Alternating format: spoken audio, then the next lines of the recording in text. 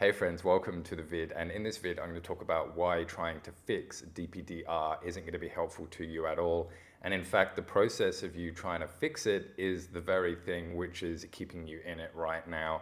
I'm going to explain exactly what you're doing and what you should do instead.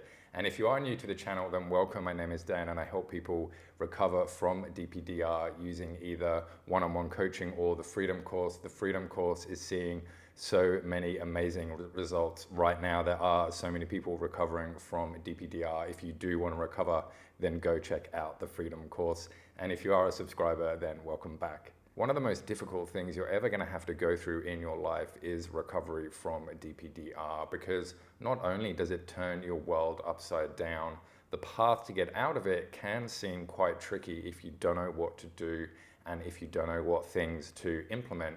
So I know what you're doing right now, whether you've been in this a while or just fallen into it, you're doing a lot of research about what is it, what caused it, how do I get out of it? You know, you're looking for hope, you're looking for information, you're looking for resources, or maybe as well, you just think what might be best for you. Oh, I do this when I get anxious, therefore I'm not going to do this anymore because I don't want to get anxious. You're trying to fix the DPDR and it's doing that stuff which is actually leaving you in it. So basically you're trying to stop doing things or you're trying to add and do more things. So I'll give you an example. One of the most common things is people will cut out caffeine.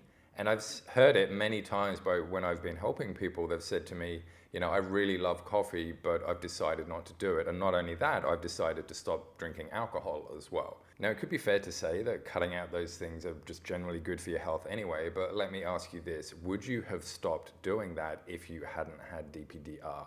And if the answer is no, you wouldn't have, then why are you stopping it now? This is where you and everybody else falls into the trap and you keep yourself in DPDR longer by trying to fix the DPDR.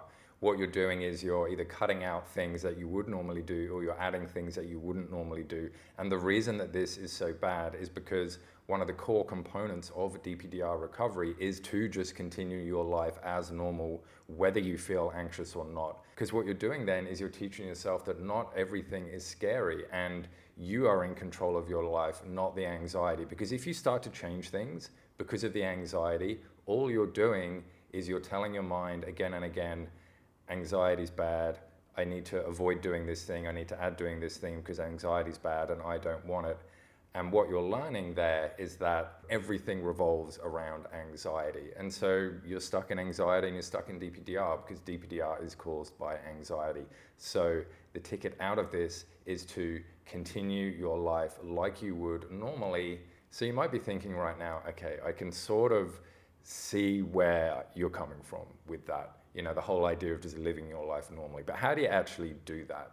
And the way that you do that is you keep going and you be brave in the face of that fear. It's not about trying to avoid the fear. It's about trying to do things in spite of the fear.